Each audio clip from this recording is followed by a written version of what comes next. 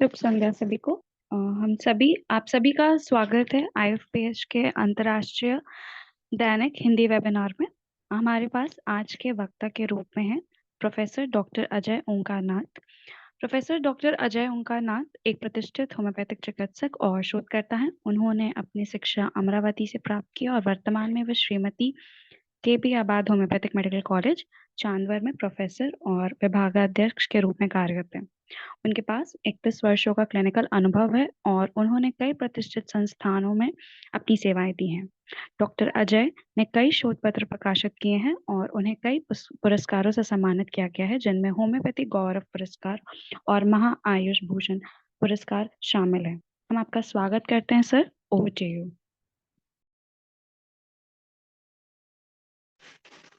Sir को host permission दे दीजिए वैष्णवी जी।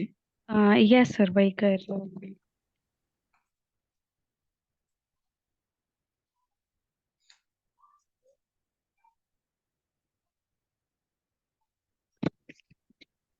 Doctor Ajay, now you can नहीं प्रोसीड। नहीं अजय सर नहीं हुए हैं डॉक्टर पर वैष्णवी। आपने डॉक्टर राम परवेश सर को बना दिया है को होस्ट। ओके।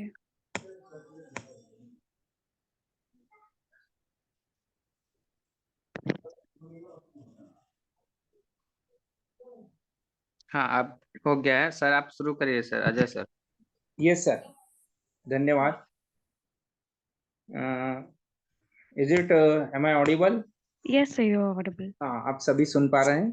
सबसे यस। पहले तो मैं सभी को नव वर्ष की हार्दिक शुभकामनाएं देता हूँ, मकर संक्रांति की भी शुभकामनाएं, और RIS DTH को बहुत बहुत धन्यवाद। विशेषतः साहनी सर ने ये जो हमें प्लेटफॉर्म उपलब्ध कराया है सभी को सीखने के लिए, तो काफी महत्वपूर्ण है और सभी को उपयोगी भी सिद्ध हो रहा है। उसमें मैं भी एक हूँ। लगभग पिछले 1 साल से मैं साहनी सर को फॉलो कर रहा हूँ ये डिफरेंट वेबिनार के दृष्टि से, और बहुत सारे विषय जो है उन्होंने दिए, नवीनतम थे, और जो नए नए डॉक्टर्स है, नए नए विशेषज्ञ हैं, उनके लिए काफी लाभदायक सिद्ध हो रहा है। साथ ही अभी जो NTET की एग्जामिनेशन हुई, जो टीचर्स के लिए आवश्यक किया है MCH ने, तो वो टेस्ट के लिए भी सबसे पहले पूरे भारतवर्ष में सर ने ही ये प्लेटफॉर्म उपलब्ध कराया और ट्रेनिंग दिया। तो उसके लिए मैं सर को विशेष ऋण निर्देश व्यक्त करता हूँ। हालांकि उसमें उन्होंने मुझे भी 2 बार संधि उपलब्ध करा के दी है। Can I share my screen? थोड़ा सा मुझे हिंदी में बोलने में दिक्कत हो सकती है, yes sir, you English can में शेयर। इंग्लिश का उपयोग हो सकता है, क्योंकि आई am very much comfortable in English. क्योंकि बहुत बार ये जो आयुर्विज्ञान की जो भाषा है, कुछ टर्मिनोलॉजीज जो हैं वो हमें उसमें हिंदी में शब्द नहीं मिलते हैं, तो उस दृष्टि से शायद बीच बीच में इंग्लिश में हो सकता है। मैं अभी स्क्रीन शेयर कर सकता हूँ मेरा? Yes sir, you can share your या, स्क्रीन।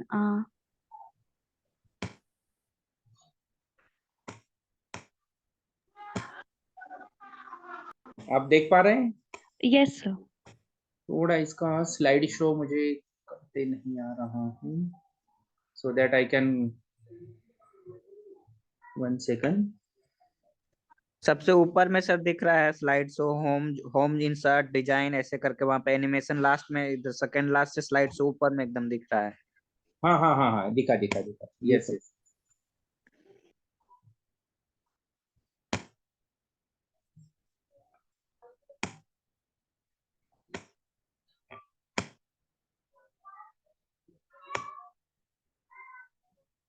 आ रहा है? आप यस देख सर। पा रहे हैं अभी यस सर। स्क्रीन? हाँ हाँ।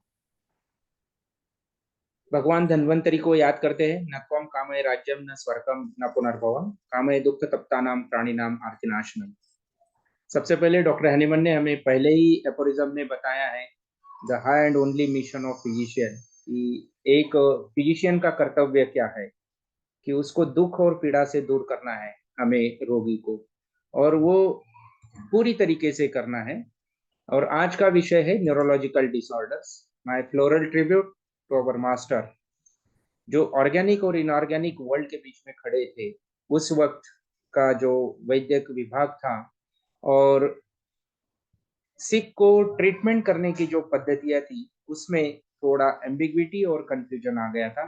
तो डॉक्टर हनीमन भी उसके साथ डिसअपॉइंट हो गए थे और इसलिए उन्होंने वो उपचार पद्धति से दूर होकर अपनी एक नई खोज उन्होंने निकाल कर दी है, जिसकी वजह से हम आज यहाँ पर हैं, केवल और केवल होम्योपैथी की वजह से ही है।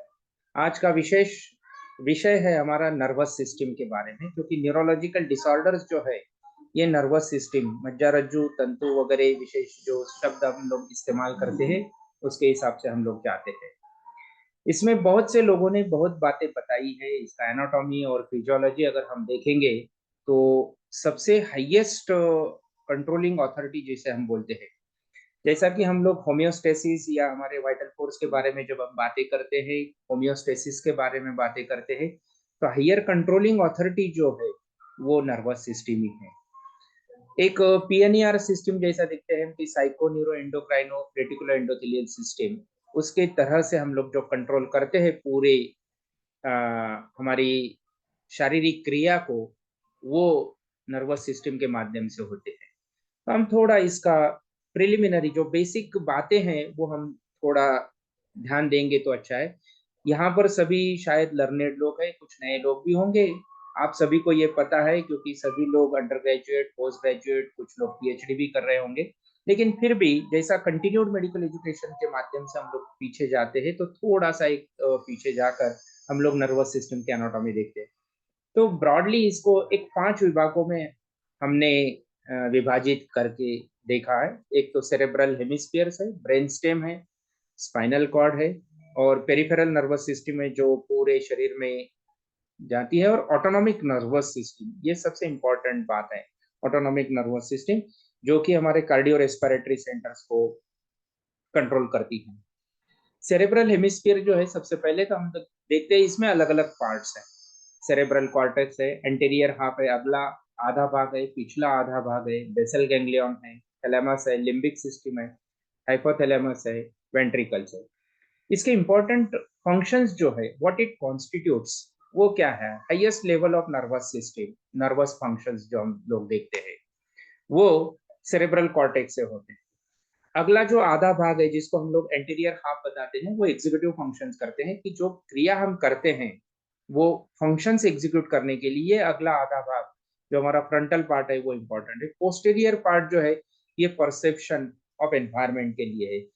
इसमें सबसे इम्पोर्टेंट है कि ये एक्शन पोटेंशियल के जैसा है, कि स्टिमुलस लेता भी है, अंडरस्टैंड करता है, उसको एनालाइज करता है और उसके बाद दूसरे अवयवों के माध्यम से वो रिस्पॉन्स करता है। तीसरा पार्ट है बेसल बेसल गैंग्लियन, जहां पर हम लोग मोटर कंट्रोल करते हैं, कि ये जो सभी शरीर की जो क्रिया है, मोटर एक्शंस हैं, वो उसका कंट्रोल जो है वो बेसल गैंग्लियन में है। थैलेमस है, सेंसरी परसेप्शन है, हम लोग जो भी स्टिमुलस मिलता है, सेंसेशन परस्यू करते हैं, महसूस करते हैं, वो सभी बातें थैलेमस से होती है। लिम्बिक सिस्टम है, इमोशन और मेमोरी, जहाँ हमारी भावनाएं हैं या बुद्धिमत्ता है, वो लिम्बिक सिस्टम है। हाइपोथैलेमस एक बहुत इंपॉर्टेंट पार्ट है, control over internal body functions. और वेंट्रिकल्स जो हैं, जहां पर जनरली सेंट्रल अपना सेरेब्रोस्पाइनल फ्लूइड होता है, कि जो कि एक कुशन का काम करता है पूरे ब्रेन के लिए, तो contain choroid plexus which produces CSF as a cushion for the brain. Brain stem जो आता है, इसमें हम लोग देख पाते हैं कि containing sensory and motor pathways. Brain stem थोड़ा सा मेंदु का जो भाग है ऊपर से पीछे नीचे जाते हैं, जहाँ मिडल ऑब्लोंगेटा, पॉन्स वगैरह हम लोग बाकी के पार्ट देखते हैं। अभी हम इतना डिटेल में नहीं जाएंगे एनाटॉमी और फिजियोलॉजी के, लेकिन थोड़ा सुपरफिशियली कुछ पार्ट्स को हम टच कर रहे हैं। तो इसमें सेंसरी और मोटर पाथवेज हैं, eye movements, maintenance of balance, cardio respiratory control है, और मेंटेनेंस ऑफ अराउजल है। तो ये सब बातें हमारे पिछला जो भाग है, जहाँ ऊपर का स्कल है, स्कल से नीचे स्पाइनल कॉर्ड तक मिलता है, वो पोर्शन। फिर स्पाइनल कॉर्ड की तरफ जा रहे हैं हम लोग। मिडल ऑब्लोंगेटा के नीचे जब हम जाते हैं, तो वहां पर lower order motor reflexes, sensory information या फिर पेन, जहां से हम लोगों को उसके सेंसेशन मिलते हैं। नेक्स्ट पार्ट है पेरिफेरल नर्वस सिस्टम की, जहां पूरे शरीर में अलग अलग नर्व्स के माध्यम से हमें सेंसेशन मिलता है. So this is nothing but transduction of external stimuli to the nervous impulses. Transduction means उसका इंटरप्रिटेशन है, वो रिसीव करके उसको ट्रांसफॉर्म भी करना है, इंटरप्रेट भी करना है, एनालाइज कर कर उसको वो जिस तरीके से हमें चाहिए है तो वो ऑटोमेटिकली बॉडी उसको ट्रांसफॉर्म करती है और अकॉर्डिंगली हम लोग वो इंपल्सेस को रिस्पॉन्स करते हैं. और सबसे इंपॉर्टेंट सिस्टम जो है वो ऑटोनॉमिक सिस्टम है. ऑटोनॉमिक नर्वस सिस्टम जो सिंपैथेटिक और पैरासिम्पैथेटिक नर्व से कंट्रोल की जाती है. Neural control of body physiology is affected. So पूरे बॉडी की जो क्रिया है, जिसको हम शरीर क्रिया बोलते हैं, फिजियोलॉजी जो है वो ये ऑटोनॉमिक नर्वस सिस्टम से कंट्रोल होती है. इसमें इंपॉर्टेंट बात जो आती है वो सबसे इंपॉर्टेंट है कार्डियक फंक्शंस और दूसरा है रेस्पिरेटरी फंक्शंस.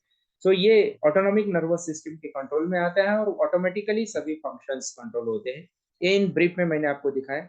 जैसा हम लोग फिजियोलॉजी में अंडरस्टैंड करते हैं कि cell is a micro functioning unit of our body, तो यहाँ नर्वस सिस्टम में न्यूरॉन है. न्यूरॉन ये micro functioning unit of nervous system है. इसका स्ट्रक्चर जो है वो आप यहाँ पर देख पा रहे हैं, अलग अलग तरीके से है. और डेंड्राइट्स है, सेल बॉडी जैसा सेल का स्ट्रक्चर है वैसा ही यहाँ पर हम लोग देख पा रहे हैं. ये थोड़ा मैंने और इलेबरेटिव इसमें या फिर जूम करके आपको दिखाने की कोशिश की. इसके फंक्शन क्या है? Generation of an action potential. Action potential ये वो बात है कि जहां से हम लोग सेंसेशन रिसीव करते हैं और सेंसेशन रिसीव करने के बाद नर्वस सिस्टम उस टाइप में जिस प्रकार का हम लोग स्टिमुलस रिसीव करते हैं उसी प्रकार से हम लोग उसको रिस्पॉन्स देते हैं. तो ये generation of an action potential का काम करता है न्यूरॉन. और साइनेप्टिक ट्रांसमिशन यानी एक जगह से उसको स्टिमुलस लेना है, वहां पर उसका एनालिसिस करके ऑटोमेटिकली वो दूसरी जगह ट्रांसफॉर्म करता है. तो ये ट्रांसमिशन का काम जो है वो न्यूरॉन करता है. बहुत इंपॉर्टेंट पार्ट है नर्वस सिस्टम का. Eventually it is a very important part of the our body. अभी नर्वस सिस्टम में न्यूरोलॉजिकल डिसऑर्डर्स अलग अलग टाइप के हैं. मैं और थोड़ा सा ब्रीफली समराइज करता हूँ यहाँ पर. यहाँ मैंने ब्रॉडली 6 विभागों में उसको विभाजित करके रखा है. एक तो सबसे पहले एक इन्फ्लेमेटरी है, जहां पर केवल इन्फ्लामेशन होता है. डिजेनरेशन, डिजेनरेटिव चेंजेस हमको पता चलेगा. तीसरा इन्फेक्शियस की जहां बैक्टीरियल, वायरल और अदर प्रकार के इन्फेक्शन के माध्यम से कुछ अगर डिसीजेस होते हैं तो. चौथा प्रकार है intracranial mass lesions and rage repression. बहुत बार ऐसा होता है कि स्पेस ऑक्यूपाइंग लेशन है, कोई ट्यूमर हो गया, मास हो गया, तो वो उसमें हमें पता चलता है. cerebrovascular diseases, this is also a very important aspect. जैसा हम कार्डियोवास्कुलर डिसीजेस देखते हैं उसी प्रकार के दिमाग में भी, ब्रेन में भी cerebrovascular डिसीजेस होते हैं कि ब्लड प्रेशर बढ़ने से अचानक से अगर ब्लड प्रेशर बढ़ जाता है तो ब्रेन की जो बारीक बारीक कैपिलरीज है वो रप्चर होकर वहां हिमोरेज होगा, स्ट्रोक होगा, उस प्रकार के. या फिर इन्फेक्शन हो सकता है या फिर एनी इस्केमिक डिसऑर्डर भी वहां हमको देखने को मिलेगी. और लास्ट में जो है diseases of nerves and muscles, जो हम लोग नर्व मसल फिजियोलॉजी में नॉर्मली हम लोग फिजियोलॉजी में देख रहे हैं कि नर्व के कुछ डिसऑर्डर्स हैं या मसल्स के लोकलाइज. नर्व का डिसऑर्डर जैसा लोकलाइज एक आधा नर्व हैम्पर हो गया, से फॉर एग्जांपल हम लोग जैसे देखते हैं कि बेल्स पैल्सी है, या फिर फेशियल पैरालिसिस में फेशियल नर्व का पैरालिसिस हो जाता है, या पर्टिकुलर मसल का वास्टिंग है, या पर्टिकुलर मसल में हमें सेंसेशन नहीं मिल रहा है, या कुछ बार हमें टिंगलिंग नमनेस पता होता है. तो ये डिसीजेस ऑफ नर्व्स या मसल्स पर्टिकुलर पार्ट का होता है. अभी इन्फ्लेमेटरी के डिसऑर्डर्स कैसे आते हैं कि मल्टीपल स्क्लेरोसिस है. यहाँ पर हम लोग देखते हैं कि ये दिस इज इम्यून सिस्टम जो है नर्वस सिस्टम की इम्यूनिटी थोड़ी कम होती है. से फॉर एग्जांपल ये हम लोग देखने को मिलता है एक्यूट माइलाइटिस में, जहां पर माइलिन शीथ का इन्फ्लेमेशन होता है वेरी सडनली एंड एक्यूटली. जैसे ही हम लोग होम्योपैथी का पर्सपेक्ट देखेंगे उस वक्त आपको और थोड़ा डिटेल में मैं आपको इंटरप्रेट करके बताता हूँ कि होम्योपैथी हम लोग होलिस्टिक अप्रोच में जो जाते हैं, आपको उस वक्त वो थोड़ा ध्यान में बताने की मैं कोशिश करूंगा. सो मल्टीपल स्क्लेरोसिस है कॉमनली मैनिफेस्टिंग बाय, इसके जो लक्षण हैं वो सरदर्द है, या फिर उल्टी आएगी, या फिर बुखार है, या फिर बहुत क्या बोलते हैं उसको, न्यूरोलॉजिकल पेन है एक पर्टिकुलर नर्व का, जहाँ अनबेरेबल पेन होता है जिसको हम लोग न्यूराइटिस बोलते हैं। बहुत बार दर्द नहीं होता है, flaccid paralysis, fasting of muscle है कि वो लूज हो गई है, आई एम अनेबल। एक्चुअली जिसको हम लोग दर्द बोलते हैं तो वो weakness of that particular function of the nervous system है, और उसकी वजह से हमको इंटेलेक्चुअली, मेंटली या सेंसरी लेवल पर दर्द होता है, और उसको हम लोग पेन बोलते हैं। पेन का डेफिनेशन अगर आप देखे होंगे तो डॉक्टर विलियम बॉयड बोलो या अलग अलग लोगों ने भी डिफाइन किया है कि पेन क्या है। Pain is nothing but unpleasant stimuli को सेंसरी तरीके से या मोटर तरीके से, सेंसरी से वो रिसीव करता है और मोटर तरीके से उसको रिस्पॉन्स देता है। So it is an unpleasant sensation towards that unpleasant stimuli. तो वो उस तरीके से हमें पता होता है, जिसे हम दर्द बताते हैं। अभी यहाँ पर हम लोग देखेंगे कि अलग अलग डिजेनरेटिव चेंजेस क्या आते हैं, डिजेनरेटिव डिसऑर्डर्स कौन से हैं न्यूरोलॉजिकल से। तो थोड़ा मैंने और कुछ कंसाइजली आपको बताने की कोशिश कर रहा हूँ मैं यहाँ पर। अल्जाइमर्स एक है, पार्किंसंस है, विल्सन्स है, हंटिंगटन्स है, मोटर न्यूरॉन डिसऑर्डर्स है। अल्जाइमर में आपको सभी को पता है कि degeneration of the cerebral cortex होता है, जहां पर हमें डिमेंशिया यानी याददाश्त कम हो जाती है, बोल नहीं पाते हैं, या फिर पेशेंट बहुत निराश हो जाता है। बहुत बार हम लोग कंफ्यूज हो जाते हैं कि पेशेंट दुखी है क्या निराश है। तो दुखी रहना एक अलग बात है और निराश रहना एक अलग बात है। तो सैडनेस एंड डिप्रेशन में भी हमें डिफरेंशिएट करते आना चाहिए, जो कि हम लोग होम्योपैथी में कैरेक्टरिस्टिक सिम्टम्स को जो ज्यादा इंपॉर्टेंस देते हैं, तो वो डिफरेंशिएशन, यूनिक फीचर हमें वहां पता करते आना चाहिए। पार्किंसंस डिसीज अभी आजकल हम लोग बहुत देख रहे हैं कि कॉमन हो रहा है पार्किंसंस में। इसमें basically degeneration of basal ganglion है, डिजनरेशन जहां पर टिश्यू डिस्ट्रॉय होते जाता है, डिस्ट्रक्ट होते जा रहा है। तो स्पेसिफिकली ये मिड ब्रेन का डिसऑर्डर है, और यहाँ बेसल गैंग्लियन में डिजनरेशन होता है, which implies slowness of movement होती है, रिजिडिटी होती है, ट्रेमर्स आते हैं। शुरुआत फाइन ट्रेमर से होती है, फिर रिजिडिटी से होती है। पेशेंट हमें बताता है कि मैं मूवमेंट नहीं कर पा रही हूँ, मेरे फिंगर्स सीधे नहीं हो रहे हैं, या हाथ मैं सीधा नहीं कर पाता हूँ। तो स्टिफनेस जिसे हम बोलते हैं, लोकोमोटर टाइप ऑफ अटैक्सिया हो जाता है, या पोस्चरल रिफ्लेक्सेस उसमें आते हैं। इम्पेयर्ड बैलेंस है, बहुत बार पेशेंट बैलेंस नहीं कर पाता है, क्योंकि वो जो उसमें स्टिफनेस आ जाता है, तो मूवमेंट नहीं करता है। साइकोलॉजिकली, मेंटली, इंटेलेक्चुअली हमने अगला ऑर्डर दे दिया है, बट उस तरीके से वो वहां तक स्टिमुलस नहीं गया है। से फॉर एग्जांपल हाथ तक नहीं गया है या पैर तक नहीं गया है, लेकिन ऑर्डर दे दिया है, तो वो व्यक्ति अगली एक्ट करने की कोशिश करता है, करता ही है, लेकिन वो जो अवयव उसमें भाग लेता है वो वहां पर उस तरीके से एक्ट नहीं करता है, इसलिए बैलेंस छूट जाता है। बहुत बार दर्द भी होता है, डिप्रेशन भी आ जाता है ये पेशेंट में, because I am unable to perform the functions, उसको हम लोग डिप्रेशन बोलते हैं। विल्सन्स और हंटिंगटन्स में आपने देखा है कि ये एक्चुअली ये इनहेरिटेड है, कंजेनाइटल डिसऑर्डर बहुत बार होता है। डिजनरेशन ऑफ सेरेबेलम है, ब्रेन स्टेम है, पिरामिडल ट्रैक्ट में आता है। ऑप्टिक या पेरिफेरल नर्व्स कॉजेस अटैक्सिया, तो ये कंजेनाइटल, इसमें डिसार्थरिया भी आ जाता है कि जहां पेशेंट बोल नहीं सकता है। निस्टैग्मस देखते हैं आप कि आई मसल्स पर कंट्रोल नहीं है, तो वो देख कहाँ रहा है और बात किससे कर रहा है, तो आईबॉल जो है वो ऐसा ऐसा हिलते रहता है। बहुत बार पेशेंट को सीजर्स आ जाते हैं, डिमेंशिया भी है इसमें, ये सब बातें इसमें सिम्टम्स के माध्यम से आ जाती है। मोटर न्यूरॉन डिसीजेस जैसा कि डिजनरेशन ऑफ स्पाइनल कॉर्ड में अपर मोटर न्यूरॉन लेशन या लोअर मोटर न्यूरॉन लेशन हम पैरालिसिस की केसेस में देख रहे हैं, हेमिप्लेजिया में देख रहे हैं, वन साइडेड है, अपर पार्ट है, लोअर पार्ट है, कभी सिर्फ एक साइड का है, कभी पूरा है, क्वाड्रिप्लेजिया होता है, कभी कभार पर्टिकुलर पार्ट का है। पेशेंट बताता है कि आई कैन नॉट डिग्ल्यू, उसको हम देते हैं, लेकिन पेशेंट बोलता है कि मैं स्वेलो ही नहीं कर पा रहा हूँ, डिस्टर्बेंसेस इन स्पीच बहुत बार। तो न्यूरोलॉजिकल डिसऑर्डर के साथ साथ हमें थोड़ा साइकोलॉजी भी पेशेंट का समझना चाहिए। फास्टिंग ऑफ मसल आ जाता है कि हमें लगता है कि ये पर्टिकुलर पार्ट में कुछ सेंसेशन ही नहीं मिल रहे। नेक्स्ट डिसऑर्डर आता है इन्फेक्शियस, की जहां बैक्टीरियल है, वायरल है, या प्रोटोजोल इन्फेक्शन से, ये ऑर्गेनिज्म के माध्यम से होते हैं। ये एक्चुअली होम्योपैथी के कंसेप्ट से देखेंगे तो इन्फेक्शन जो भी है माइक्रो ऑर्गेनिज्म से, that is a result and product of the disease है। क्योंकि फेवरेबल मीडिया, जैसा हम लोग बिलीव करते हैं ससेप्टेबिलिटी में, तो अगर फेवरेबल मीडिया अगर वो पेशेंट में मिल जाता है वो पर्टिकुलर माइक्रो ऑर्गेनिज्म को, तो वो ग्रो करता है। क्योंकि कोई भी माइक्रो ऑर्गेनिज्म एक पर्टिकुलर स्टेज में जाने के सिवा वो पोटेंट नहीं होता है, और जब तक वो उसकी पेटेंसी स्टेज में नहीं आएगा वो उसमें अपना इफेक्ट दिखा ही नहीं पाएगा। तो इसमें ये क्या प्रोड्यूस करते हैं, ये मेनिंजाइटिस है, एनकेफेलाइटिस है, पोलियोमाइलाइटिस है, टिटेनस में है, यानी ये एक्यूट भी है और क्रॉनिक भी है, दोनों तरीके के इसमें डिसीजेस आते हैं इन्फेक्शियस डिसीजेस में।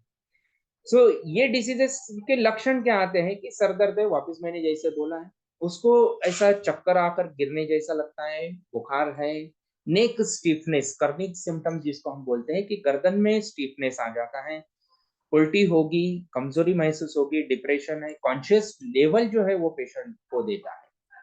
Conscientifically, patient is not in that particular condition, and eventually we are finding the patient losses its control also. Next classification में टाइप आता है इंट्राक्रैनियल मासेस या लेशंस, या फिर रेज्ड प्रेशर जब करते हैं स्पेस ऑक्यूपाइंग लेशन में। अभी ये भी जो लेशंस है अलग अलग तरीके से हो जाता है, इसका अभी मैंने थोड़ा सा पॉजिटिव है। Actually, Dr. Hahnemann has classified the diseases on the basis of causation as well as clinical factors. तो इसीलिए डॉक्टर बीके सरकार ने बताया है कि Hahnemannian classification is nothing but etiological and clinical classification of diseases. Why Hahnemann felt the necessity to classify the diseases separately, ये आप सभी को पता ही है। तो इसमें सबसे पहले 4 पॉइंट में मैं यहाँ पर कोशिश कर रहा हूँ आपको बताने की। एक ट्रॉमेटिक है, दूसरा वेस्कुलर है, तीसरा इन्फेक्टिव है, और चौथा नियोप्लास्टिक है जिसको हम लोग मैलिग्नेंसी बताते हैं। ट्रॉमेटिक में क्या होता है कि सबड्यूरल हिमाटेमा है, कि ऑल ऑफ ए सडन कोई बहुत जोर से हीट लग गया है, सबड्यूरल हिमाटेमा रोड एक्सीडेंट्स में, इंजुरीज में हम लोग जनरली देखते हैं, वहां पर इंटरनली ही ब्लीडिंग हो जाता है बहुत जोर से ट्रॉमा मिलने की वजह से, और वहीं पर हिमाटोमा फॉर्म हो जाता है। वेस्कुलर में क्या होता है कि इंट्रासेरेब्रल ब्लड प्रेशर अचानक से शूट हो गया, और वो ब्लड प्रेशर शूट होने की वजह से कैपिलरीज रप्चर होकर वहां अंदर ही अंदर हेमोरेज होकर वो क्लॉट हो जाता है। तीसरा क्लास है इन्फेक्टिव है, जहां पर एब्सेस फॉर्म होता है या ट्यूबरकुलोमा हो जाता है। नियोप्लास्टिक है, सेरेब्रल नियोप्लाज्म, मैलिग्नेंसी वगैरह आते हैं। सो इसके भी लक्षण वही है। जनरली आप न्यूरोलॉजिकल डिसऑर्डर के अगर देखेंगे तो उसमें सर दर्द है, उल्टी आना है, कॉन्शियस लेवल इम्पेयर्ड होना है, चक्कर आना है, सीजर्स है जिसको हम लोग एपिलेप्टिक कन्वल्जन्स भी बोलते हैं, वीकनेस ऑफ द पार्ट है, हेमीपैरेसिस होता है, ब्रेडिकार्डिया होता है बहुत बार, यानी पल्स मिलती नहीं है, आर्टेरियल हाइपरटेंशन, पेपिलोएडिमा एटसेट्रा। जहां हम लोग सबसे पहले न्यूरोलॉजिकल डिसऑर्डर में हम क्या देखते हैं कि कॉर्नियल ओपेसिटी कैसे है, क्योंकि सबसे पहले हमें वही देखते हैं, कान में से खून निकल रहा है क्या नहीं। पेशेंट को अगर कोई हेड इंजरी हुई तो ये इंपॉर्टेंट सिम्टम जो है वो हम देखते हैं। तो examination of eye, examination of ear, mouth, tongue bite हुआ है क्या नहीं, ये सब बातें हम लोग देखते हैं, और उसी माध्यम से हम आगे वो पेशेंट को डायग्नोसिस करने की कोशिश करते हैं। सबसे पहला पार्ट हम लोग यहाँ देखेंगे सेरेब्रोवास्कुलर डिसीजेस। तो यहाँ डिसीजेस में क्या होता है कि ये सेरेब्रल ब्लड वेसल्स जो है वो more frequently blood pressure increase होने की वजह से रप्चर होने के चांसेस बढ़ जाते हैं। अभी ये जो डिसीजेस है can be causes the death, और डिसेबिलिटी भी होती है। बहुत बार इस्केमिया भी हो जाता है। Ischaemia in the sense because अब जैसे ही वो ब्लड क्लॉट हो गया है तो ब्लड प्रेशर नहीं मिलता है। इस्केमिया में loss of adequate support of oxygen जहां होता है वहां हम लोग इस्केमिक बोलते हैं। जो हम लोग इसमें देखते हैं कि कार्डियोवास्कुलर में भी इस्केमिक हार्ट डिसीज होता है, वैसे ही यहाँ पर सेरेब्रोवास्कुलर इस्केमिक डिसीज हो जाता है। तो because of occlusion of blood vessels, cerebral ischaemia बोलो या इन्फाक्शन बोलो आप उसे, वो depend on the patient's condition. Haemorrhage through their rupture, this generally manifested by acute focal stroke, जो जैसे कि मैंने आपको पहले ही बताया है। हेमीप्लीजिया, इसका रिजल्ट क्या आ सकते हैं आगे, सर दर्द होगा, वोमिटिंग होगी, नेक स्टिफनेस है, लॉस ऑफ कॉन्शियसनेस है, या फिर वन साइडेड पैरालिसिस जिसको हम लोग हेमीप्लीजिया या अर्धांग वायु बोलते हैं। नर्व और मसल्स के डिसीजेस कौन से हैं? अभी नर्व के जैसा है कि न्यूरोपैथी से फॉर एग्जांपल ये अभी वायरल इन्फेक्शन है, गिलन-बारी सिंड्रोम में हम लोग जहां देखते हैं बहुत बार ये जो वायरल इन्फेक्शन है कॉमन पब्लिक प्लेसेस में पानी के माध्यम से या अलग माध्यम से भी आ सकते हैं। तो गिलेनबारी सिंड्रोम में क्या होता है कि ये वायरल इन्फेक्शन सबसे पहले वो पर्सन को अटैक होने के बाद रेस्पिरेटरी सेंटर से अटैक होता है, और रेस्पिरेटरी सेंटर के अटैक करने से उसका जो रेस्पिरेशन है, नर्व कंडक्शन सिस्टम इफेक्ट होने से patient is unable to breathe, patient is unable to respire, और धीरे धीरे वो ऐसा ऊपर जाता है।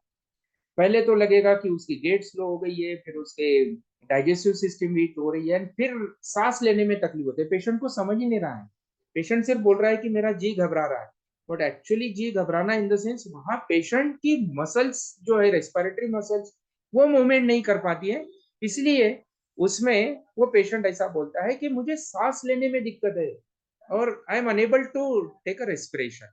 तो गिलेनबारी सिंड्रोम एक आइडियल एग्जांपल, इसमें डेथ भी हो जाती है, एक्यूट अटैक, क्योंकि this is very rapidly progressive disease. Next है बेल्स पैल्सी क्रैनियल नर्व, जहाँ कोई भी एक एग्जांपल दिया है मैंने, कोई भी एक क्रैनियल नर्व को अगर इंजरी हुई है, हैम्पर्ड हुआ है, तो अकॉर्डिंगली बेल्स पैल्सी बोलो, फेशियल पैल्सी बोलो, और उस that type of cranial nerve का इफेक्ट होता है। ग्लासोफेरेंजियल नर्व का हो गया तो patient is unable to speak, unable to deglute etcetera. Neuromuscular junction, जहां नर्व मसल फिजियोलॉजी या मसल्स इन्वॉल्व होते हैं, उसमें हम लोग देखते हैं कि मायस्थेनिया ग्रेविस, ये डिसीज आपको बहुत अच्छे तरीके से पता होगा। The great celebrity doctor Shri Amitabh Bachchan ji was once upon a time suffered, still he is suffering, and I am telling with the best of my information, he took the homeopathic treatment for this particular disorder, and very much he has got relief. So myasthenia gravis से उसे काफी relief मिला है, तो homeopathy के माध्यम से ही हुआ है। मसल की फिजियोलॉजी में और मसल्स में कौन से डिसऑर्डर है, मायोपैथीज है, डिस्ट्रॉफी है, वास्टिंग आ जाता है कि लूजनेस आ गई है मसल्स में, patient is unable to give the support to that particular part. Spinal cord में कॉर्ड कॉम्प्रेशन या स्पॉन्डिलोसिस होता है, फिर स्पॉन्डिलोसिस में आप सर्वाइकल लीजिए, लंबर लीजिए, या that type of the disorder. So cord compression जब होता है तो at that time we are finding the spondylosis. बहुत सी बार रिडक्शन इन स्पेस होता है या फिर डिसलोकेशन भी होता है। यहाँ थोड़े कुछ कॉमन न्यूरोलॉजिकल डिसऑर्डर मैं आपको बताने की कोशिश कर रहा हूँ, फिर अपन होम्योपैथिक अप्रोच की तरफ जाते हैं, जो कि आज का इंपॉर्टेंट एस्पेक्ट है, miasmatic approach towards the neurological disorder. Basically again I have divided into the 4 parts, 4 विभागों में कोशिश कर रहा हूं मैं। सेरेब्रल कॉर्टेक्स आप देख पा रहे होगे स्क्रीन पर, बेसल गैंग्लियन है, स्पाइनल कार्ड है, एंड मोटर न्यूरॉन लेशन है। डिसीज कौन से एग्जांपल्स है, से फॉर एग्जांपल बहुत ब्रीफली मैं समराइज करता हूँ, क्योंकि आप डिटेल में आप सभी को पता है, ये सॉर्ट ऑफ रिवीजन टाइप ही हम लोग देख रहे हैं, एक फिर से याद करने की कोशिश कर रहे हैं। अल्जाइमर्स डिसीज होता है, जिसका कि मेन फीचर क्या आता है कि प्रोग्रेसिव सेनिलिटी की वजह से ये होता है। डिमेंशिया जहां हम देखते हैं यूजुअली ये ओल्ड एज में होता है अल्जाइमर, जब डिजनरेशन होता है सेनिलिटी के वजह से, तो उसमें भूलने की आदत आती है। इसमें पैथोलॉजी क्या है, कॉर्टिकल एट्रोफी होता है, सेनाइल प्लैक्स होता है, न्यूराइटिस होता है, न्यूरोफाइब्रिलर टैंगल्स, या फिर अमाइलॉइड एंजियोपैथी होती है। अनदर एग्जांपल है पिग्स डिसीज का है, जो कि प्रीसेनियल डिमेंशिया में होता है। बहुत बार नॉट नेसेसरी कि only in the old as, बहुत बार अर्ली एजिंग में भी हमें भूलने की आदत होती है। अभी आजकल भी हम लोग बोलते हैं कि बहुत जल्दी मैं भूलता हूँ, तो ये भूलने की आदत क्यों, because of lack of attention and concentration. Over occupied memory, जैसा हम लोग देखते हैं कि कंप्यूटर में एक स्पेस दिया है कि इसका 32 GB का ही स्पेस है, तो वहां मूवमेंट के लिए हमें थोड़ा स्पेस रखना पड़ता है, तो मिनिमम 10% स्पेस हम उसमें खाली रखते हैं। वैसा ही दिमाग की भी मेमोरी में हमें थोड़ा स्पेस खाली रखना चाहिए। लेकिन बहुत बार क्या होता है कि सब बातें मुझे पता होने तो lot of information we are collecting, gathering and trying to store, लेकिन वो शॉर्ट टर्म मेमोरी में हम स्टोर करते हैं, इसलिए इन सच कंडीशन में एक्यूट डिमेंशिया होता है, शॉर्ट टर्म मेमोरी लॉस हो जाती है। बेसल गैंग्लियन के डिसऑर्डर्स क्या है, हंटिंगटन्स है और पार्किंसन। आइडियल एग्जांपल पार्किंसन, आजकल पार्किंसन का प्रोपोर्शन बहुत बढ़ गया है।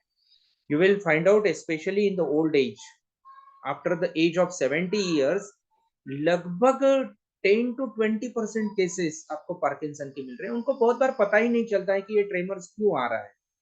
So certain times it is amalgamed with the metabolic disorders also. So is it neurological disorder or metabolic disorder, वहां हमें differentiate करना बहुत जरूरी है। तो abnormalities of postures और movement जब होता है कि वो ataxia में ऐसे ऐसे movement होती है, in this way when we are finding एक झटके जैसी मूवमेंट जब आती है हाथ में, तो वो मूवमेंट आती है। Patient is unable to stretch the fingers, या फिर मूवमेंट नहीं कर पाता है, या वस्तु पकड़ने के लिए कोशिश करता है, नहीं पकड़ पाता है और झपक से जोर से पकड़ लेता है। फिर बहुत बार हमें लगता है कि आपने इतने जोर से मुझे क्यों पकड़ लिया, तो वो actually that is because of the muscular ataxia की वजह से वो मोटर, उसकी एक्शन जो है वो अफेक्ट हो गई है। एट्रोफी ऑफ फ्रंटल लोब इसमें होता है, पैथोलॉजी जो आती है ना फ्रंटल लोब में ही, और मिड ब्रेन में भी इसका आपको डिसीज मिलने का। So aggregates melanin containing nerve brain stem and intra cytoplasmic neuronal inclination लेबीज बॉडीज में भी आपको दिखेगा। तीसरा है स्पाइनल कॉर्ड, जहां सेरेब्रल कॉर्टिकल या प्रोग्रेसिव सेरेब्रल अटैक्सिया आपको दिखेगा। Loss of Purkinje cell cerebral cortex में देखने को मिलेगा। अलग अलग डिसऑर्डर सेरेब्रल अटैक दिया है, गेट अटैक दिया है, ये मैंने आपको मेन फीचर जो बता रहा हूँ। स्पाइनोसेरेबुलर में जहां patient is unable to speak, dysarthria जिसे हम बताते हैं, डिजनरेशन ऑफ स्पाइनोसेरेब्रल ट्रैक्ट में होता है। और माइलिन शीथ जहां अफेक्ट होती है तो patient is unable to speak. और चौथा पार्ट जो है वो मोटर न्यूरॉन लेशन का है। यहाँ एमियोट्रोपिक लैटरल स्क्लेरोसिस जो होता है, बहुत बार इसमें मल्टीपल स्क्लेरोसिस भी आप देख सकते हैं। तो syndromes of muscular weakness and wasting without sensory loss, यहाँ हमें सेंसेशन होता है लेकिन मसल जो है वो वीकनेस दिखती है। सेंसेशन अगर आप जोर से पेन का सेंसेशन देंगे तो पेशेंट बोल रहा है कि हो रहा है, but unable to lift, and at that time we are finding these things. So generally हम प्लेजिया में देखते हैं, हेमीप्लेजिया बोलो, क्वाड्रिप्लेजिया बोलो, पैराप्लेजिया बोलो, so depend on that particular lesion. इसमें क्या होता है, progressive loss of motor neurons, जैसा मैंने पहले ही बताया था कि neuron is very important aspect. और जहां न्यूरॉन में डिजनरेशन या लेशन हमें दिखता है तो is it upper motor neuron है या लोअर मोटर न्यूरॉन है, उसके हिसाब से वो साइड इफेक्ट होती है। और उस तरीके से हमें सेंसेशंस दिखते हैं, सिम्टम्स दिखते हैं कि वीकनेस कहाँ है, राइट साइड में है, लेफ्ट साइड में है। आपको सभी को पता है कि राइट साइड का सेंटर लेफ्ट हेमिस्फीयर में है, और लेफ्ट साइड का सेंटर जो है कंट्रोलिंग पूरा राइट हेमिस्फीयर में है। सो अकॉर्डिंगली वो हमें अपर पार्ट अफेक्ट हुआ है, बॉडी का अपर पार्ट अफेक्ट हुआ है या लोअर पार्ट अफेक्ट हुआ है, इसलिए हम लोग इन्वेस्टिगेशंस सीटी स्कैन नाउअडेज अभी एमआरआई से भी हम लोग कर सकते हैं। एक नेक्स्ट डिसऑर्डर जहां पर स्पाइनल मस्कुलर एट्रोफी हमें आजकल इन्फेंट्स में देखने को मिलती है, ये कंजेनाइटल डिसऑर्डर होती है। बहुत बार ये सिफिलिटिक मैनिफेस्टेशन में जाता है, loss of lower motor neuron lesion या डिजनरेशन और एट्रोफी ऑफ द मसल्स में। अभी मेजर मैनिफेस्टेशंस क्या है न्यूरोलॉजिकल डिसऑर्डर्स के, जैसा मैंने पहले ही बताया था, सर दर्द होता है, एक सर में बहुत हेवीनेस डिजीनेस महसूस होता है कि मुझे बहुत, क्या बोलते हैं उसको हम लोग, नमनेस का सेंसेशन दिमाग में चल रहा है। स्लीप डिसऑर्डर से नींद की अलग अलग बीमारियां उसमें आती हैं, मूवमेंट्स की बीमारियां हैं, सेंसेशन परसेप्शन के डिस्टर्बेंसेस हैं, हमें सेंसेशन महसूस नहीं होता है, या कोमा और brain death, this is also the things. Disturbances of cortical functions हैं, जैसा कि से फॉर एग्जांपल हम लोग इसमें देखते हैं कि आई की विजन इफेक्ट होती है, या डिसऑर्डर ऑफ आईज आते हैं, डिसऑर्डर ऑफ स्पीच डिस्टर्बेंसेस है, विजुअल डिस्टर्बेंसेस है, स्फिंक्टर डिस्टर्बेंसेस है।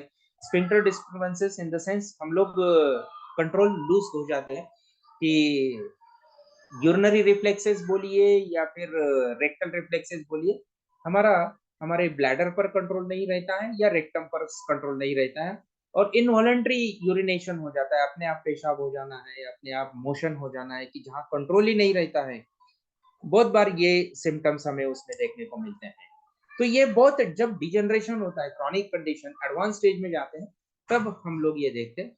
But in traumatic condition also certain times you can find out directly that sphincter control has lost, और बहुत बार पेशेंट वो कंप्लेंट भी करता है। सो इसको फिर से हम लोग एक बार देखेंगे कि जैसा कि हेडेक में से फॉर एग्जांपल माइग्रेन है, vertigo, dizziness, seizure, epilepsy, convergence बहुत इंपॉर्टेंट है। इसमें एपिलेप्सी में हमें ग्रैंड एपिलेप्सी भी देखने को मिलेगा, या पेटिट एपिलेप्सी है, मेडिसिन में आपने देखा ही होगा, नर्वस सिस्टम में उसके सिम्टम्स कन्वर्जेंस आते हैं, फिट्स आते हैं, बहुत बार उसमें कभी कभी टंग बाइट हो जाता है या फिर फ्रॉथ निकलता है अपने आप। ये सब बातें वो एपिलेप्सी में आती हैं, और उसके हिसाब से जैसा सिम्टम रहेगा उसके accordingly we are differentiating that particular disorder, is it grand mal और petit mal epilepsy. Motor disturbances जैसे मैंने पहले ही आपको बताया था कि पैरालिसिस या वीकनेस होता है, इनकोऑर्डिनेशन जब होता है कोई पार्ट का, अपने शरीर के अवयव का, स्पास्टिसिटी, ट्रेमर में वो आ जाता है। तो ये सब बातें हैं। डिस्टर्बेंसेस ऑफ सेंसेशन में जहां पेन या नमनेस महसूस होता है, बहुत बार टिंगलिंग भी आता है। बहुत सी केसेस में एक लोकल नर्व को अगर इंजुरी होती है कंटिन्यूअस प्रेशर की वजह से, तो अगर आप उस पॉइंट पर अगर प्रेशर देंगे तो वहाँ टिंगलिंग सेंसेशन होगा। अदरवाइज पेशेंट बोलता है कि मुझे यहाँ दर्द नहीं है, लेकिन वो पर्टिकुलर पॉइंट अगर आप दबाएंगे तो आपको यहाँ टिप ऑफ फिंगर या टिप ऑफ टो में आपको नमने टिंगलिंग सेंसेशन दिखेगा। तो ये डिस्टर्बेंसेस ऑफ सेंसेशन है।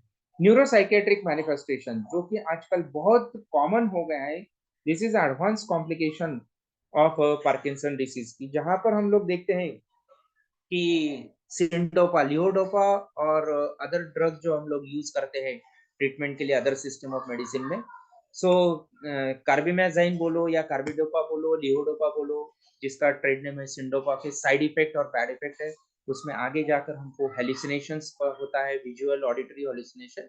So this is a neuropsychiatric manifestations आपको पेशेंट में देखने को मिलेगा। मेंटल डिसीजेस में भी डॉक्टर हनीमन ने इसका क्लासिफिकेशन दिया है कि बहुत बार the disease is originated at psychological origin and then going on the somatic. तो साइकोसोमैटिक होता है, बट यहाँ पर सोमैटोसाइकिक हो रहा है पेशेंट। सो डिसीज ये सोमैटिक लेवल पर, दैट मीन्स फिजिकल लेवल पर है, जो मिड ब्रेन का डिसऑर्डर हुआ है, लेजन हुआ है या और कुछ बातों से हो रहा है, एंड फिर बाद में उसको साइकेट्रिक प्रॉब्लम आ रही है। कोमा, लॉस ऑफ कॉन्शियसनेस, ये लास्ट स्टेज हमें बहुत बार देखने को मिलती है। Is it the result of acute या फिर क्रॉनिक प्रोग्रेसिव डिसऑर्डर में आता है। भी होम्योपैथिक कंसेप्ट की तरफ जाते हैं हम लोग। अप्रोच कैसा है ये आपको बताने की जरूरत नहीं है। We are dealing with the person as a whole. Doctor Hahnemann ने बिल्कुल पहले ही एपोरिज्म में हमें बताया है कि he should be the healer. So we should consider man as a whole, person as a whole, पूरा व्यक्तित्व, ना कि particular part, organ, system, structure का हमें देखना है। और ये क्वाइट ऑब्वियस भी है। जैसा अगर आप आयुर्वेदिक सिस्टम में देखेंगे कि वो बताते हैं कि बीमारी का जो ओरिजिन है वो पेट में है, वैसे ही डॉक्टर केंट साहब ने हमें बताया है कि बहुत बार ये देखने को मिला है कि मनुष्य में जो बीमारी आती है इसका ओरिजिन ये उसके दिमाग में है, साइड में। जहां कहीं भी उसे मेंटल लेवल पर अगर कोई अनप्लेजेंट थिंग होती है तो उसका रिजल्ट उसमें बीमारी में आता है। बहुत सी बार देखे होंगे आपने, टेंशन बोलो, एंजाइटी बोलो, और उसकी वजह से फिर उसको अलग अलग डिसऑर्डर्स होते हैं। So psychosomatic disorders nowadays if you are finding, एक बड़ा क्लास जो है पर्टिकुलरली सेडेंटरी लाइफ जीने वाले या अपर सोशियो इकोनॉमिक स्टेटस या इवन मिडिल क्लास फैमिलीज में भी हम लोग देखते हैं कि साइकोसोमैटिक डिसऑर्डर से पेशेंट बहुत सफर हो रहे हैं इसमें। बट हमें ये ध्यान रखना है कि हमारा स्कोप क्या है, scope and limitation we should not forget. नहीं तो होम्योपैथी से ट्रीट करने के आग्रह में हम लोग कहीं ये ना हो जाए कि वो पेशेंट को नुकसान पहुंचा रहे हैं। हमें किसी भी तरीके से कोई अधिकार नहीं है कि हम वो पेशेंट को ठीक नहीं कर पा रहे हैं तो कोई बात नहीं है, लेकिन उसकी बीमारी बिल्कुल नहीं बढ़ाना है, जो कि हम लोग देख रहे हैं कि अदर सिस्टम ऑफ मेडिसिन में। और फिर वो डॉक्टर साहब बताते हैं कि ये डिसीज तो गया है, अभी वो दूसरा है। तो this is the concept like that of they are convincing to the patient कि this is God's wish, you have relieved from one disorder and now you are suffering from the other disorder. तो ये बिल्कुल नहीं होना चाहिए, जिसे हम लोग सप्रेशन बताते हैं। पैलिएशन एक हद तक एक्सेप्टेबल है, लेकिन वो सभी जगह नहीं। एक्यूट कंडीशन में हम लोग पैलिएशन कर सकते हैं, बट लेकिन सभी जगह में नहीं होता। तो सप्रेशन जो है वो बिल्कुल भी हमें एक्सेप्टेबल नहीं है। तो प्रिंसिपल्स ऑफ मैनेजमेंट ये हमें यहाँ याद रखना है। सबसे इंपॉर्टेंट बात क्या होता है कि होम्योपैथी में हम लोग क्या करते हैं कि हम लोग सिर्फ रेमेडी सिलेक्शन, रूब्रिक सिलेक्शन और मेंटल सिम्टम ढूंढने में हम हमारी पूरी एनर्जी डाल देते हैं, जबकि पेशेंट फिजिकल लेवल पर इतने सिम्टम, इतने कैरेक्टरिस्टिक सिम्टम बताता है, हमारा ध्यान उधर जाता ही नहीं। इसलिए डॉक्टर हनीमन ने हमें 6th एपोरिज्म में बताया है कि फिजिशियन मस्ट बी अनप्रेजुडाइज्ड ऑब्जर्वर। और मैं आपको मेरे अनुभव से भी, अभी रिसेंटली भी, या बहुत सारे जो प्रथित यश होम्योपैथिक विशेषज्ञ है उनके अनुभव से भी, इवन साहनी सर भी बोलते हैं बहुत बार, या फिर मुझे तो मेरा सौभाग्य है कि मुझे डायरेक्ट डॉक्टर एस के दुबे बोलिए, डॉक्टर महेंद्र सिंह सर बोलिए, इवन डॉक्टर बीएन चक्रवर्ती बोलिए, इनके साथ मुझे थोड़ा सा अभ्यास करने का मौका मिला है और मैंने उनसे कुछ जो बातें सीखी है उनसे ये पता चला है। वो बताते, even doctor LM Khan also, Sahni sir भी बोलते हैं कि बहुत बार हम लोग होम्योपैथी में रेमेडी सिलेक्शन को ज्यादा महत्व देते हैं, जबकि प्रिस्क्रिप्शन के 4 डिस्ट्रैक्टर है, वो हमें याद रखना है। 4 डिस्ट्रैक्शन में पहला है मेडिसिन, दूसरा है पोटेंसी, तीसरा है रिपीटेशन कि वो मेडिसिन कितने बार देना है, और चौथा है कि कितने ड्यूरेशन तक हमें देना है। ये एक प्रिस्क्रिप्शन के जो 4 डिस्ट्रैक्टर है वो बिल्कुल याद रखना है। और मेरा अनुभव है कि homeopath fails, not homeopath. Homeopath जो फेल होता है not because of wrong selection of medicine, वो दवा गलत देने से नहीं, बस बल्कि उसकी मात्रा, उसकी पोटेंसी, उसका अननेसेसरीली ड्यूरेशन मैनेज करने में जो गलती हो जाती है, उससे वो होम्योपैथ फेल होता है, होम्योपैथी नहीं। सो प्रिंसिपल्स ऑफ मैनेजमेंट में हम लोग बहुत बार ये बातें थोड़ा ध्यान नहीं देते या निग्लिजेंस हो जाता है। दूसरा इंपॉर्टेंट एस्पेक्ट मैं बताता हूँ कि हम लोग इटियोपैथोलॉजी और पैथोफिजियोलॉजी की तरफ ध्यान नहीं देते। अगर आपका एनाटॉमी और फिजियोलॉजी अच्छा है तो आपको इटियोपैथोलॉजी समझेगी, उसके साथ साथ आपको पैथोलॉजी का नॉलेज चाहिए। और अगर आपको एनाटॉमी, फिजियोलॉजी और पैथोलॉजी अच्छे से समझी है तो डेफिनेटली आपको पैथोफिजियोलॉजी, वो डिसीज की आपको समझेगी। Etiopatology is explaining us to origin and the present status of the disease, and pathophysiology is guiding how to manage the principal important aspect is एक पार्ट है, और अदर थिंग्स वो suggestion है, advice है, precautions है, diet guidelines है, वो भी उसमें है। तो ये सब बातें हैं। अभी ये किसके ऊपर डिपेंड करती है? नेचर ऑफ डिसीज और पेशेंट की जरूरत, परिस्थितियों पर। Is it visible now? Yes, sir. Now your screen is visible. Hello? हाँ, Yes, sir. Now your screen is visible. या sure. Okay, now I am little bit going fast.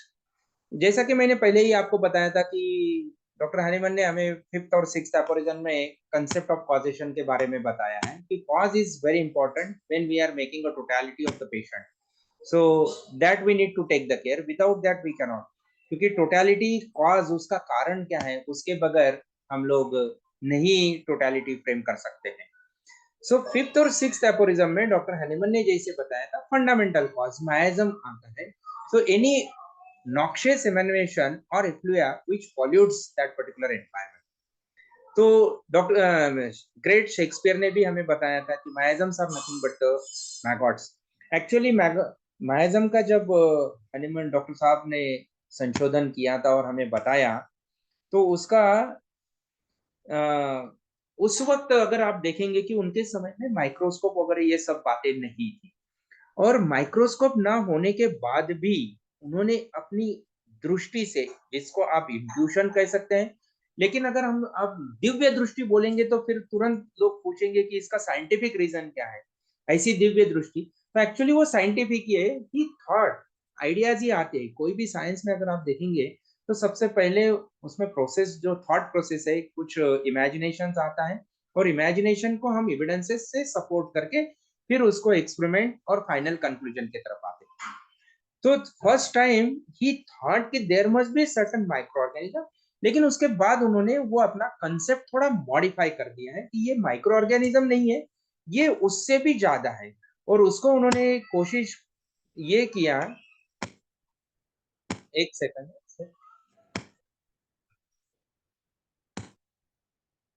ये slide show नहीं हो रहा है अपने आप, कुछ गड़बड़ हो गई है शायद।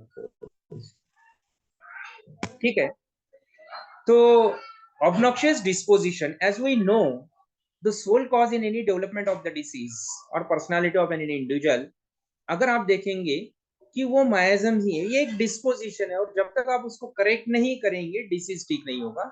ये 4 तरह के हैं, उसको आपको बताने की आवश्यकता नहीं है, सोरा, साइकोसिस, सिफिलिस। और जो चौथा पार्ट है वो कॉम्प्लेक्स माइजम का है। तो Any2 Any3 आप ले सकते हैं, या ट्यूबरकुलर माइजम उसमें हम लोग देख रहे हैं। अभी सोरा का अगर आप देखेंगे तो lesion which suddenly affect the nervous system usually due to vascular reason disturbances में हमें यहाँ देखने को मिलता है, जहाँ ट्रॉमेटिक भी है, इन्फ्लेमेटरी भी है, या फंक्शनल डिसऑर्डर्स में आता है। अभी मानसिक दृष्टिया अगर हम देखेंगे माइंड में क्या सिम्टम्स आते हैं, हम लोग बात कर रहे हैं सोरा की, न्यूरोलॉजिकल डिसऑर्डर्स में, जहाँ डाइवर्जेंस है, परवर्जेंस है, जो मन की दशा बदलती है, अलग अलग रास्तों में जाती है, या वो अलग तरीके से व्हाट यू कैन से कि वो resulting in inconsistent fictitious thoughts, थोड़ा इमेजिनरी लगता है उस तरीके से। बहुत से बार हमारा उसके ऊपर विश्वास ही नहीं होता है। इनएबिलिटी टू कॉन्सेंट्रेट, हम लोग एकाग्र नहीं हो पाते हैं, थोड़ा चल विचलित हो जाता है, मन चंचल हो जाता है, पैशनेट क्रेविंग है, अगर खाना कुछ शुरू कर दिया तो खाते ही रहेंगे, इंडल्जेंसेस आ जाते हैं। बट वो पेशेंट में एक्टिव है, क्विक है और वेरी अलर्ट है। हिस्टेरिक कंडीशन भी इसमें आने देखने को हमें मिलेगी। चेंजेबल मूड देखते हैं, टेम्परामेंट बदल जाती है, कभी कभार पेशेंट डिप्रेशन में जाता है, अचानक से उससे भी बाहर निकलता है। तो बर्स्टिंग आउट क्राइंग विच रिलीव्स, तो इसलिए हम बहुत बार कोशिश करते हैं कि पेशेंट को रुलाइए। जब अचानक से भी एक्सट्रीम जॉयस स्टेट रहो, एक्सट्रीम सैड स्टेट रहो, तो उससे बाहर लाने के लिए हमें कोशिश करना चाहिए। तो वो थोड़ा काउंसलिंग या साइकोथेरेपी से होता है। तो ये सभी बातें जो है ये फंक्शनल लेवल पर है। Psoric dyscrasia is aroused by grief और सॉरो, मैंने जैसा अभी आपको बताया कि बहुत ज्यादा खुशी या बहुत ज्यादा दुख, इसमें भी हमें तकलीफ होती है।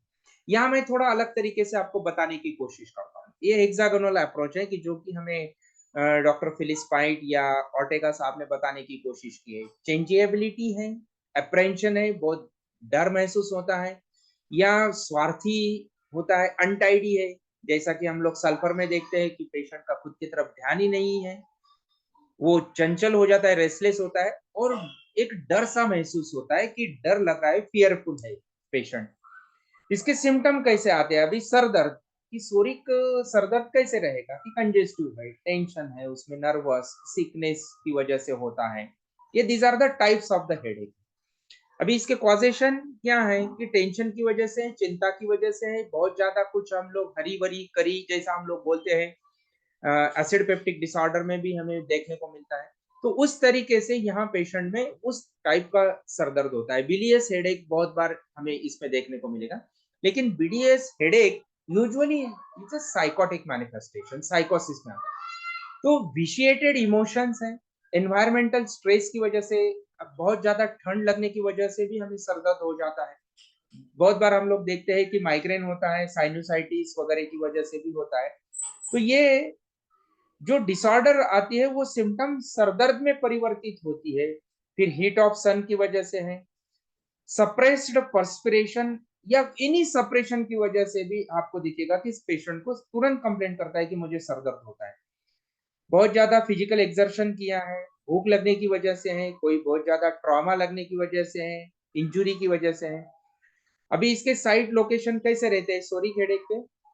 एक्चुअली ये फ्रंटली होता है बहुत बार, और ऑकेजनली टेम्पोरल या टेम्पोरोपराइटल भी आपको देखने को मिलेगा। इसका नेचर कैसा है? ये सीवियर है, जनरली एक्यूट अटैक है। अभी सोरिक मैनिफेस्टेशन है जैसा कि हम लोग मायाजम में देखते हैं। Actually Hahnemann has classified the diseases broadly in two type. एक तो है कि वो डायनेमिक है, दूसरा अडायनेमिक है। डायनेमिक में भी हम देखेंगे कि एक माइस्मेटिक है और दूसरा नॉन माइस्मेटिक आ जाता है। अभी माइस्मेटिक में भी एक्यूट और क्रॉनिक। तो यहाँ पर हम लोग जो देख रहे हैं, सोरा जो है वो एक्यूट भी है और क्रॉनिक भी है। एक्यूट सोरा में ट्रांजिएंट एक्सप्लोजन ऑफ लैटेंट सोरा होता है, और क्रॉनिक सोरा जो जिसको हम बोलते हैं कि वो फंडामेंटल कॉज डिस्पोजिशन है, वहां पर डिस्क्रेशिया है, वहां पर हमें करेक्शन करने की आवश्यकता हो जाती है।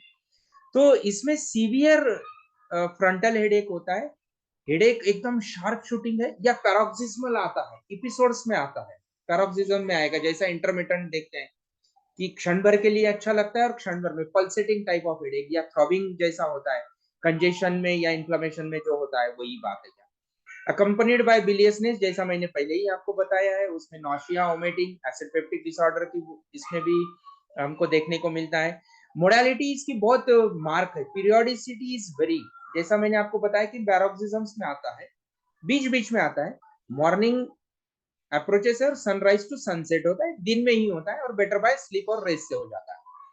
वर्टाइगो दूसरा सिम्टम आता है इसमें ड्यू टू इंडाइजेशन, बहुत बार अपचन, गैसेस या अपना पेट की बीमारियों की वजह से होता है, ओवर ईटिंग की वजह से बोलो या फिर चिली स्पाइसी फूड खाने की वजह से बोलो। अलग मैनिफेस्टेशन अलग लोकेशन से अगर आप देखेंगे, वर्टाइगो किस में आता है, लेबिरिंथाइटिस में भी होता है या वेस्टिबुलोपैथी में भी होता है।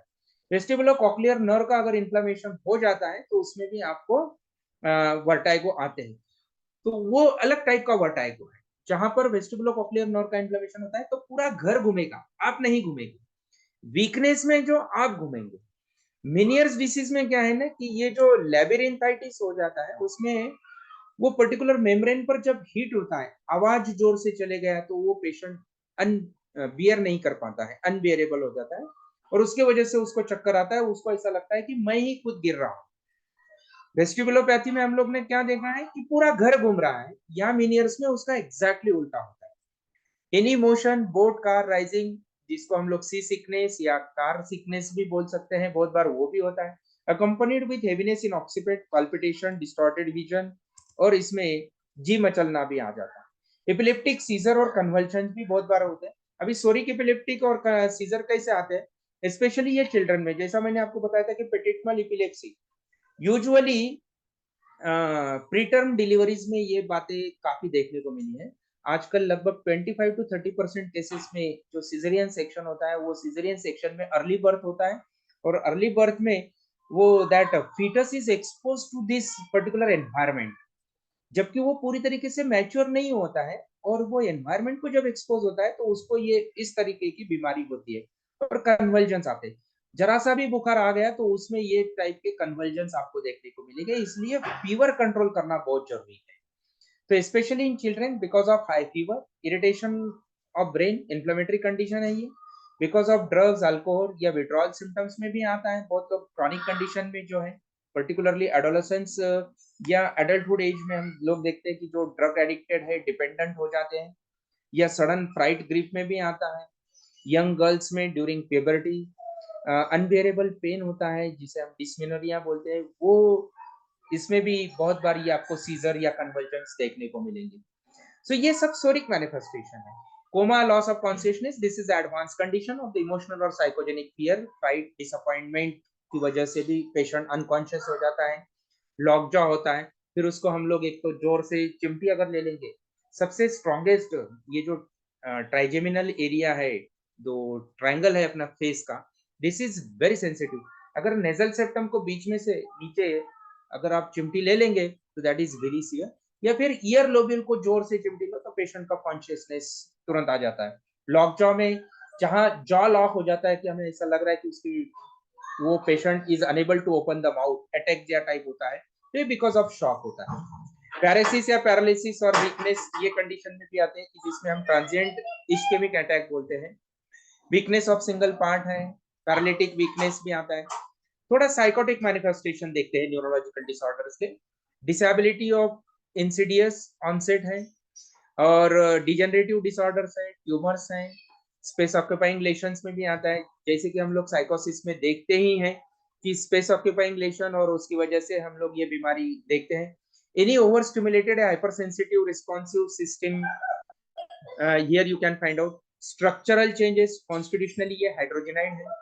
माइंड कैसे है साइकोटिक पेशेंट का, तो obviously not necessary to tell you, very suspicious है, एब्सेंट माइंडेड है, वर्स फ्रॉम डिजेनरेसी है, बिकॉज ऑफ बेसिक जो कैरेक्टरिस्टिक है उसका सस्पिशियसनेस, और जेलसी सबसे ज्यादा इंपॉर्टेंट है। करल सब होता है, पेशेंट क्रूएल हो जाता है, और ये क्रूएलिटी वो सिर्फ एक्सप्रेस कर रहा है, वर्ड में रिस्ट्रिक्टेड है, एक्शन में परिवर्तित नहीं हुई तो साइकोसिस है। लेकिन अगर एक्शन में परिवर्तित होने के बाद अगर वो किसी को हार्म करना है तो वो दैट इज सिफिलिटिक हो गई। So main and women who commit suicide, suicidal tendency आना ये अपने आप में टवर्ड्स द साइकोसिस होता है। थॉट्स आकर वो पेशेंट अगर बार बार सोच रहा है, सो बहुत बार ये this is coupled with so रहा है, क्योंकि वो पेशेंट एक्टिव भी लगता है, थॉट्स प्रोसेस आ रही है। जैसा मैंने सोरा के हेक्सागोनल अप्रोच में बताया, यहाँ भी अगर आप देखेंगे तो वीकनेस ऑफ मेमोरी है, एब्सेंट माइंडेड है, सस्पिशियसनेस है, जेलसी है, एंगर है, डिससेटिस्फैक्शन है, और tendency to what you can say, the lack of honesty and etc. वो सब बातें आती है। हेडेक इसका यूजुअली वर्टेक्स में होता है, ऑकेजनली फ्रंटल भी मिलता है आपको, क्योंकि frontal headache usually of psoric origin. Periodicity यहाँ भी है, लेकिन यहाँ रिकरेंसिक हेडेक आते हैं। Disappointment is common in the children, because of that particular thing you can find out. Fretting जहां हम लोग देखते हैं बच्चों में कि पेशेंट वो डिसअपॉइंटमेंट की वजह से वो चाइल्ड सुनता नहीं है, what you can say the obstinate हो जाता है, और वो फिर बोलता है कि मुझे कुछ समझ नहीं रहा है। Actually that is the patient is narrating headache. Gastrohepatic origin है, हाइपर एसिडिटी है, स्पेस ऑक्यूपाइंग लेशंस आते हैं, या अदर थिंग्स है। इसकी मोडालिटी जो साइकोसिस और सिफिलिस की यूजुअली कॉमन है, what we are finding usually night time है, midnight to that means sunset to sunrise, and better by motion है। जबकि Excuse me, sir. कोरा में एग्जैक्टली उल्टा है, हम लोग देख रहे हैं। Excuse me, जस्ट एक Dr. Last, Ajay. या in another 5 Sir, to 7 minutes I am we are trying. running. Yeah, we are running out of time. So Yeah. at 8 we have to wind Yeah. up. So I just Convergence request you. extend from uncenter to periphery. I am little bit going fast. Coma, this is not necessary to tell you. Very important thing, I want to show one case. ये tubercular आपको not necessary.